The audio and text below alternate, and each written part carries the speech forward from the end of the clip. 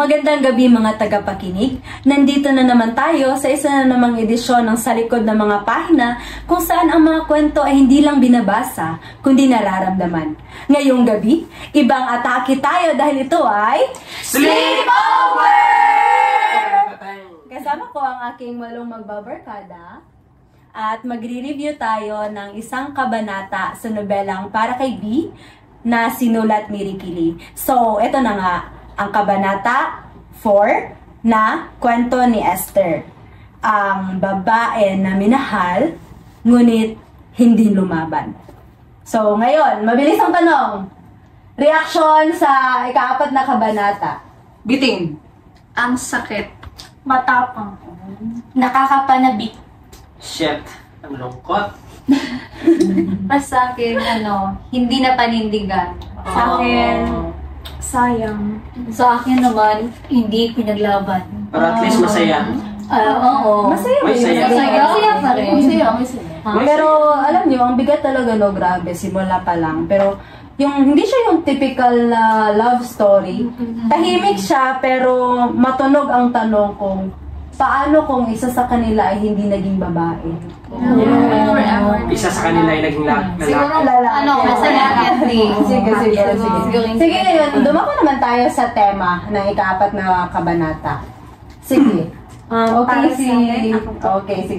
Para sa akin, pagkakaibigan, pagmamahalan at tanggap sa sarili talaga. Sa akin naman ay talaga repressed identity na kung saan ay alam ni Esther kung sino talaga ang tinitibok ng kanyang puso, ngunit hindi man nanatili siyang tahimik at hindi ito pinaglaban. Parang nakakalungkot ng isipin, no, na kailangan mong magtago, hindi mo, kumbaga, nasasabi yung totoo mong nararamdaman. Oo. Ano yung, pakiramdam nyo yung mga pinaka-main na factor na humahadlang? Para sa akin, takot. Takot na. Takot, ay para siguro sa akin, takot na baka mahusgahan siya ng lipunan dahil babae at babae eh. Diba yung discrimination na nararanasan ng mga LGBTQ? Tapos, 2008 pa pala ito nasulat ang nobela. Yeah. 2008 pa siya na-publish. Tapos, anong year na ngayon? 2025. So, isipin nyo, ilang taon nang lumipas. Tapos, nung nirelease yung libro, hindi pa ganun ka... Sikat. Hindi pa ganun ka-empowered ang mga LGBT. Kung ikaw yung babasa, parang na weird or kumbaga hindi mo pa sila maintindihan, pero iba na kasi sa panahon ngayon, marami nang tinatanggap na talaga sila ng lipunan, tapos naiintindihan ng kanilang mga pagkakakilanlan.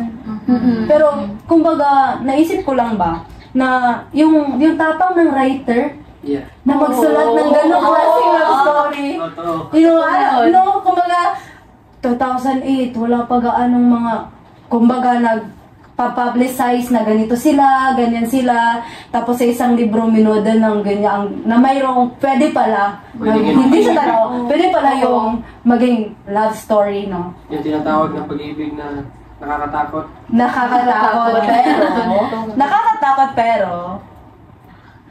pero hindi. Nakakatakot siya, pero worth it siya na pag-ibig. Kasi alam mo, mahal ng isang tao, kaya worth it ipaglaban. Kasi yun naman talaga yung tunay na pag-ibig. Dapat pinaglalaban. Pinaglalaban talaga yung tunay na pag-ibig. Anyways, dumako naman tayo sa mga linyang tumama. Mga linyang sa ika-4 na kabanata, mga kumbaga na-struck kayo na mga linya na hindi nyo malilimutan. Yung binasa nyo, shesh, ang ganda ng linya. Ang ganda ng pagkakasulat ni Ricky Lee. Sige. Sinong may... Okay, sige siya. Sige, para sa akin, yung favorite ko talaga na quote or linya ay yung isang patakaran ni Esther na sinabi niya na never go out of bounds. There are certain boundaries. Dahil kapag lumagpas ka, maaari kang makapanakit ng iba. Yeah. Sige. Tanungin natin si Kisha, bakit sa lahat ng linya yun yung mas tumatak sa'yo? Para sa akin, yun lang talaga kasi Dahil totoo naman yung sinabi ni Esther, di ba? Kailangan natin ng boundaries. Dahil, Kailangan ng limitation. kailangan natin ng limitations. Sumasang-ayon ka ba sa patakaran ni Esther? Oo. Like, kung maihahambing mo siya sa buhay mo, may mga ganun bang pagkakataon na kailangan mong maglagay ng boundaries? Kumbaga. Oo, meron. Like, maaari mo bang i-share sa lahat? May jowa. Oh. May jowa ka na.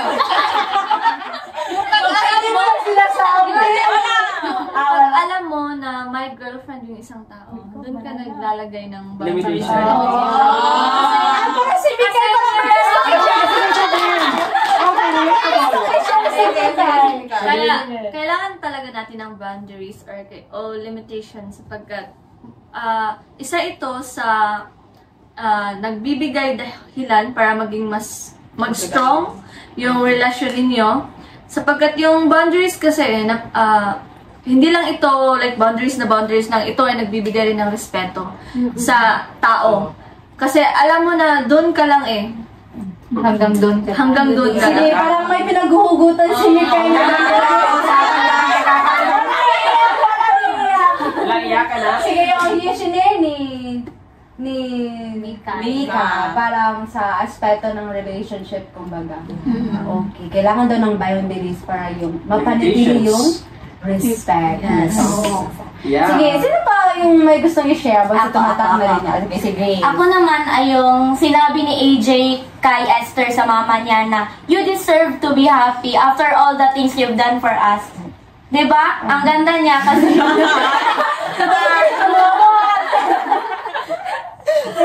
Sige. Bakit yung tumatak sa'yo? o kasi 'di ba minsan mas inuuna natin yung kaligayahan ng iba kaysa sa sarili natin. Nakakalimutan natin yung nakakalimutan natin yung sarili natin. Ginagawa natin silang mundo. Oo. Pinaghuhugutan talaga si Mikay ngayong gabi. Parang marami siyang masasabi. Kaya pala ako nandito sa center. Sige, so balikan natin yung kay Grace. Sabi niya na kumbaga, you deserve to be happy. Oo, tapos sinabi ni EJ sa kanyang ina.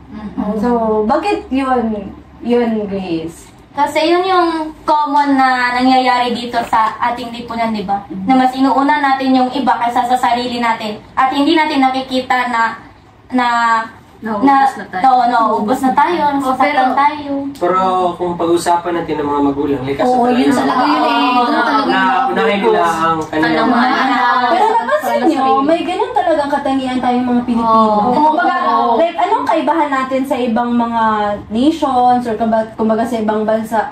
Iba talaga yung puso ng isang Pinoy. Ayun rin kasi para sa akin kapag ginagawa mo ang lahat kahit na mali na o kahit sobra na pero yung habang ginagawa mo yun, hindi mo naman nakikita yung sarili mo na nahihirapan pa. Dahil baka pag nakikita mo ang isang tao na masaya, ay parang masaya ka na rin. Pero pag sa aspeto ng isang relationship, parang mas mahirap siya na makita ang iba na mamahalan ka.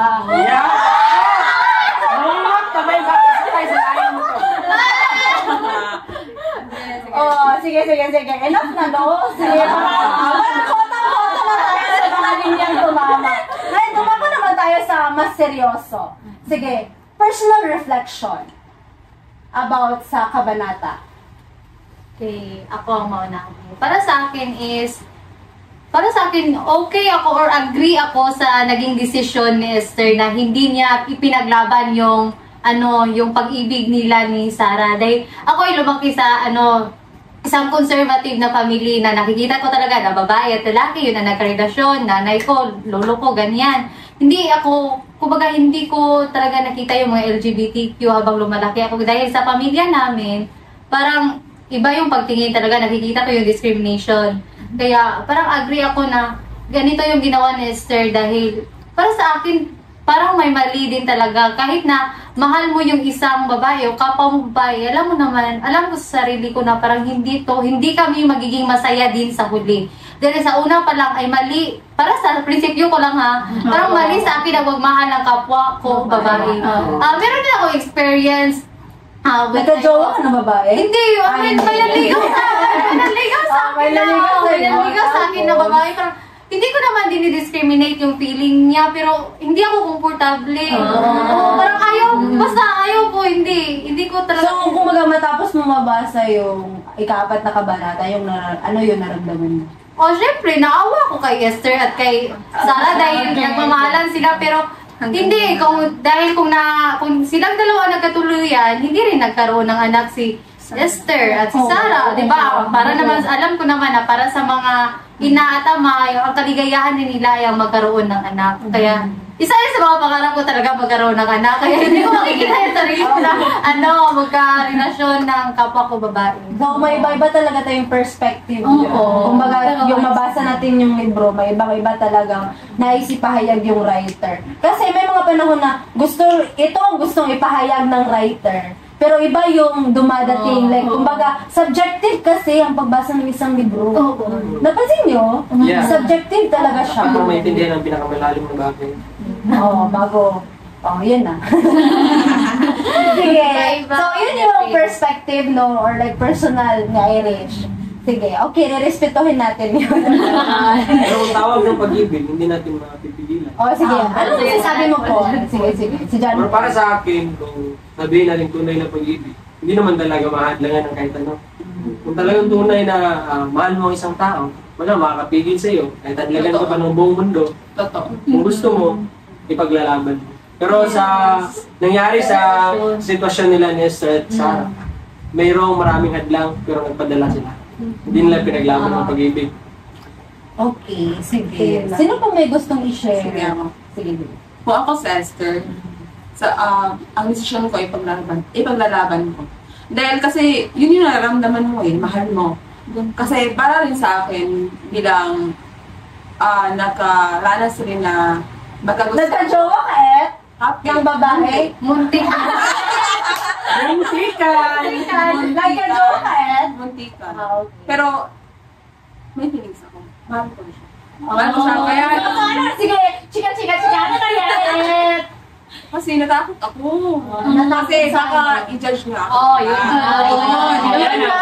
Natakot kasama ng mahiya. Kasi babae ako, tas ang nanay ko, malapit siya sa simbahan, din siya talaga nagtatrabaho talaga, yung malapit talaga siya doon niya. Tapos ako niya, tas may relasyon ako sa kapag-babae, diba? Pero para sa akin, nung nabasa ko, pwede naman talagang ipaglaban. Lalo na sa ngayon ng panahon ngayon, tanggap ka. So, may regret?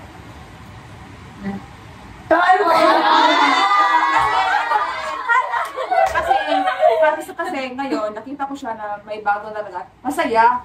Nag-years sila. 5 years? Oo, ito yun. O, diba? Masaya ka na. Talaga. Pagmamahal ba tawag doon kung magigiyak ka na magkita kayo ng iba? Hindi. Tawag doon. Totoo magmamahal ba yun? Ang tawag Mahal doon. na, pero natakot na ako. May pagmamahal. Matagal na? Kailan? Oo, yung grade 8. Ay, matagal na. Tawag doon, may pagmamahal pero may takot. Oo. Kasi, nasusurpass kasi ng pagmamahal ang takot. O, diba? Yeah. Kaya kapag naiyak ka, kapag natakot ka, Hindi yan tunay na. Hindi yun. hindi ito na ng pagmamahal. Dahil inuuna mo ang takot. O kumbaga, nandun pa kasi yung self-centeredness. Kaya kapag nahiya ka, kapag natakot ka, sarili mo yung iniisip mo. Di ba kapag ganito, like, love at all cost, kahit anong mangyari. Walang pakialam sa kung ano sasabihin ng ibang tao. Yun. Wala kang magiging pakialam kung anong sasabihin ng iba. Basta, mahal mo yung isang tao. Basta't masaya kayong dalawa. Siguro kulang lang. Nadala lang ang mga mahal. Hindi pa naabot sa punto may paglalaban. Dito yung next time. Ay, siguro nandun yung pagmamahal, pero Pero may hindi takot. enough. Hindi. Hindi Parang enough. kulang. Hindi sapat. Kung sa baga, sa balde, hindi na puno.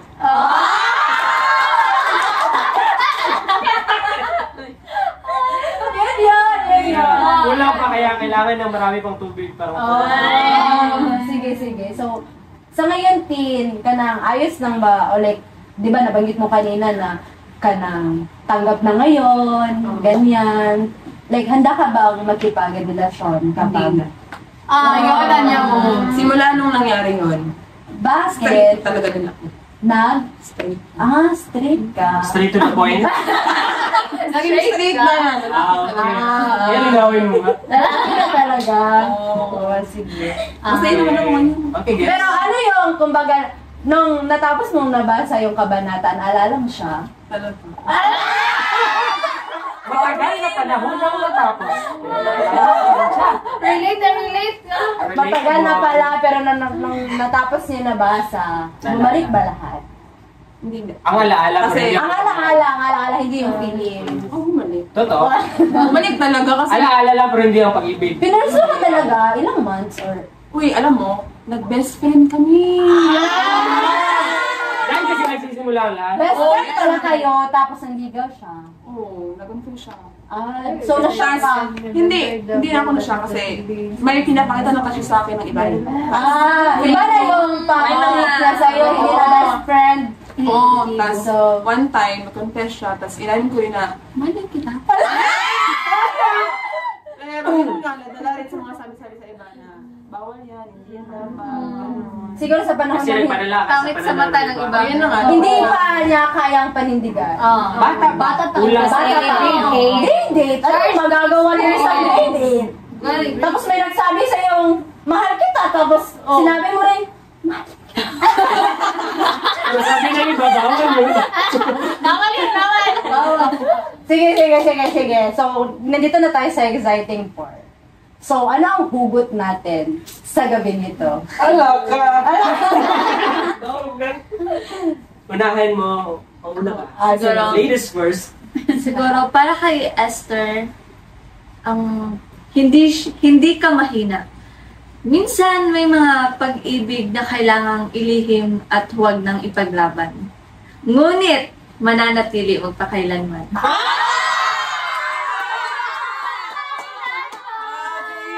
Parang iba talaga yung hatid din ni Karen. Talaga. Parang nasaktan siya. Talaga nasaktan. Durog na durog. Baka sobrang kapahis. Sige, so sino pang may hugot sa gabing ito? Okay, one of the boys sa barkadang ito. Masabi ko lang, patungkol pa rin kay Esther. Siguro ang hugot, maraming Esther sa mundo, pero hindi lahat napakinggan. Kaya nga, napakaswerte ng mga napagbigyan ng isang relasyon na maganda, healthy, kung sa bagang kukumpara natin sa katawan, healthy, yung hindi nakakaranas ng mga sakit, mga pagdurusa, pinaglaban. Kaya, isang napakalaking bagay na ayusin natin at isipin natin na kung nandito na tayo sa relasyon na healthy or maganda ang pagkakagawa or pagkakahubog, ay panagutan na natin ito paglaban. Tama. Pero sa case kasi ni Esther Esther at Sarah, may mga factor kasi na kailangan Yun ang problema. Merong mga factor na kailangan nilang iwasan. Ang kay Esther, siguro, kulang pa. Kasi pag logically ka nag-think, parang hindi ka, kumbaga, mudasmag sa isa ka certain nga relationship. Pag-isipan. Kasi alam mo, kasi sometimes kasi, yung pagmamahal or kumbaga yung emotions, para sa akin ha, yung perspective ko, kapag ito na ang gumana sa lahat, Magiging wala na talaga. Magiging bobo ang tao. Wala na talaga. Kapag, hindi, gaano ka pa katalino, gaano ka pa kuhan, kapag ito na talaga yung tinamaan, Kaya nga sa mga taong hindi marunong ipaglaban, siguro masinunan nila kung ano ang nasa isip nila kaysa ang damdamin. pero sa tingin nyo, kapag umiibig, ano ang dapat mas pinapagana? Para sa akin, Ang hirap. Ang hirap! kung practical na pag-iisip, unahin talaga natin ang pag-iisip kaysa damdamin. Pero kung talagang unahin mo ang pag-ibig, unahin mo ang puso, kung anong sinisigaw ng puso, ay bago ang isipan. Pero mas magandang ibalansin na lang natin para maiwasan na lahat na hindi natin ginustong mangyari.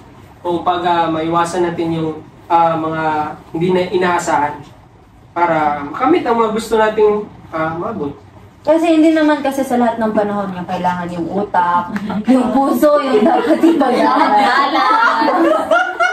Ba't kayo natatawa? Ay, gusto magsalita? Ano yung pangarap? Gusto mong maabot? Ano yung sinabi ko? Wala. Ako yung nagsabi. Kaya tinawanan nyo. Oo, sige, so balik tayo sa topic. Kasi hindi kasi sa lahat ng panahon kailangan isip, kailangan puso. Kasi kapag isip lang, hindi ka na magiging masaya kasi walang love o walang pagmamahal. Kapag pagmamahal naman lahat, baka magutom ka. Yeah. Hindi makakain ng pagmamahal. Hindi makabibili ng bigas ng pagmamahal. Kaya nga, i-balance eh. Yung kadalawang conclusion dito, yung balance talaga ang isip at puso. Siguro, para sa akin din, no, siguro, isa sa boundary ni Esther din yung hindi yung bawal magmahal ng kapwa babae. Di ba? Sa pa lang niya, sa principle in life pa lang niya na never go out of boundaries. Baka isa yun sa boundaries niya. Kaya kahit na masakit sa kanya, hindi niya ginawa ng paraan dahil baka nga isa yun sa boundaries niya. Pero sa huli, nagawan lang ng paraan. Di ba? Sa huli. Pero palihim, tapos complicated na yung sitwasyon. Pero gano'n, may sinasaktan silang tao. Tapos marami nang naapektuhan sa pamamahalan nila.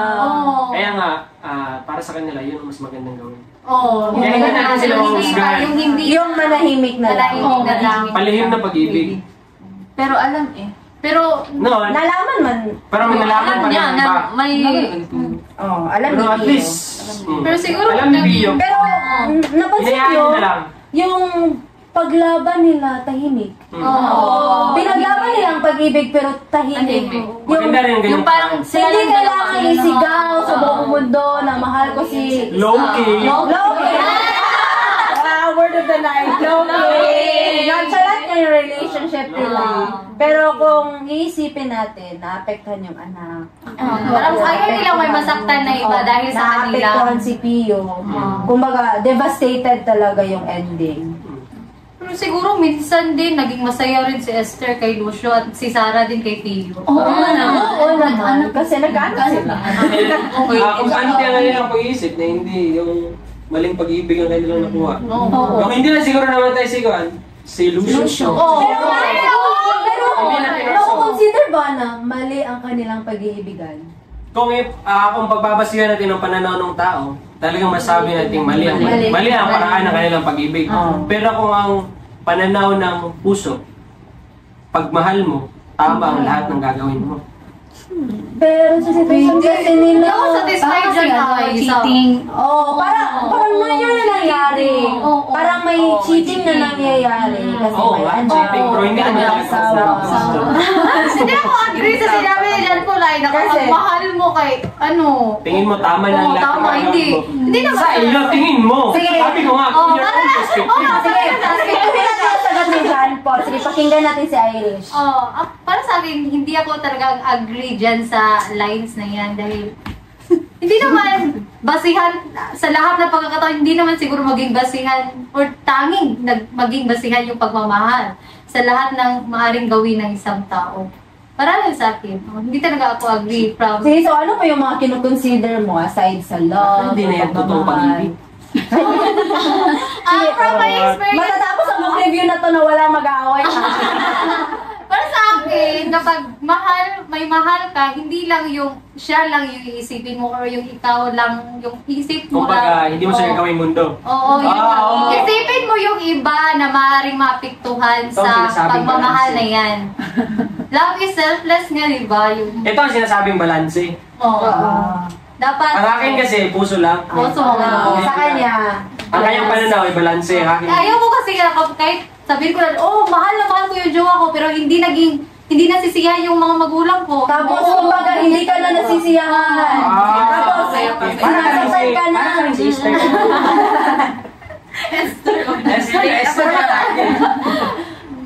Never go out of bounds. Okay, panindigan niya yan. Oh, iba-iba talaga. Iba-iba kasi kayo yung perspective, pero magbabarkada pa rin tayo. Magbabarkada pa rin tayo kasi epic is review. Charot! Sige, sige. Sige, para last part na to ng episode na to. So, rating! Ilang bituin para kay Esther? Sige, isa-isa tayo para magkaroon naman ng out of 5. Okay. Out of 5 stars, ilang bituin para kay Esther? 3. Okay, 3, 4. 4, 4. 4, 5 bituin, 4. 4, 5. 5. Siguro 4. Bitin pero solid. Bitin pero solid yung, kumbaga yung pag-ibig. Ang atake. Ang atake, yung Iba yung pagpasulat. Kumbaga, Kumbaga, realidad talaga. napakayos ng pagagawa ng manunulat na. iba talaga si Ricky. Ang galing niya talagang sumulat. Like, kung mababasa niyo yung iba pa niya mga Sinulat. novels, mapapasabi talaga kayo. Para kay Para kay Ricky Lee. Ricky lang sa kalam. Ricky Lee sa kalam. Pero si Ricky Lee, matagal na talaga siyang manunulat. Alam niyo ba na may 185 na script siya na sinulat sa isang pelikula. Siya rin ang sumulat ng Himala ni Nora Ono. Ay, di kami! Yes! Siya rin ang sumulat ng anak ni... Sino yung gumanap? Yung may tumatak na linya. Si Julia... Ay, Barreto! Claudine Barreto at si... Yung governor na ngayon. Sino yan? Si Vilma? Oh, si Vilma! Yung OFW? Oh, yun! No, bata-bata paano ko ginawa niya? Yung anak! Bata, paano ka ginawa? Si Carla Hindi! Matagal na yun yung story na OFW yung kanyang mama, tapos pag uwi na kanyang mama ay napalayo ang kanyang loob, tapos sinumbatan niya yung mama niya, bakit ba siya umalis? Hindi ba yun ang character ay nandun din si Carlo Aquino? Bata pa si Carlo Hindi ko... Parang wala siya doon. Parang si Vilma lang yung... Baka iba yun ang nakita ko. Baka iba yun. Mali. Baka ibang anak. Baka ibang anak yun. Bata, paano ka ginawa? Sabi mo, bata pa. Pero matalino talaga siyang writer. Tapos sabi pa niya, sa isa, may workshop siya. Free workshop para sa pagsusulat. Tapos isa lang talaga yung, kumbaga na, nag-watch kasi ako ng mga interviews niya. Tapos sinabi niya, kapag gusto mong sumulat, simulan mo lang magsulat. Hindi mo na kailangan ng, kumbaga, workshops. Kumbaga kapag consistent mong ginagawa ang pagsusulat, dyan ka mas natututo. Oo. Learning by doing. Sige, so, no? So makikita natin, sa mundong maingay sa opinion, minsan, kailangan natin ng kwentong tahimik. So, kwentong hindi sumisigaw, pero ramdam mo. Gaya ni Esther. So, maraming salamat sa makikinig mga kapahina. Kita-kits ulit tayo sa susunod na Sleepover Review dito lang sa Sleepover!